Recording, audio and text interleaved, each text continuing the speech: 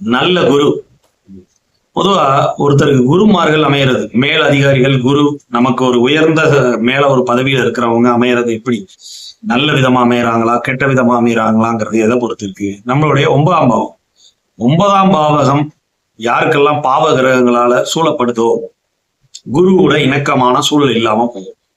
குரு அனுக்கிரகம் கிடைக்காம போகும். பாவர்கள் கெடுத்துத்தான் பலன் செய்வாங்க. 9ல போய் சனியோ ராகுவோ கேதுவோல அமரும் போது அந்த பாவகத்தை கெடுத்து அதுக்கப்புறம் தான் உங்களுக்கு நல்லது விஷயங்கள் நடக்கும். போனா போதுன்னு இந்த ஆதிபத்தியத்தை கொடுப்பாங்க. சோ எப்பவுமே 9ல பாவ கிரகங்கள் இருக்கக்கூடாது. இருந்துருச்சு என்ன சார் பண்றது? குரு சுக்கிர தொடர்பு, வளர்பிறை சந்திரனோட தொடர்பு. 9ல பாவ கிரகங்கள் இருக்கு அப்படின்னா குருமார்களுடன் அனுசரணை இல்லாமல் போய்விடும். மேல் அதிகாரிகளோட சப்போர்ட் இல்லாமல் போய்விடும். சரியா? இதுக்கு அடுத்த பாயிண்ட், குருவும் சூரியனும். ஒரு பெரிய மனுஷ தன்மை அப்படிங்கிறத கொடுக்கக்கூடியது யாரு? குருவும் சூரியனும் தான். பெரிய மனுஷையா அப்படின்னு சொல்லிக்கிறது யாரதான் சொல்லுவோம்? சூரியனையும் குருவை தான் சொல்லுவோம்.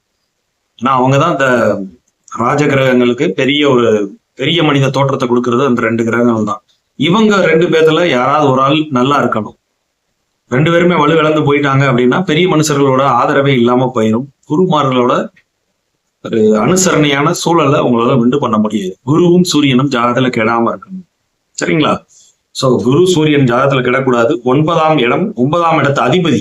அடுத்து அவரு 9ஆம் இடத்து அதிபதி யாரு கூடயாவது ராகு கேது கூட போய் மாட்டிக்க கூடாது.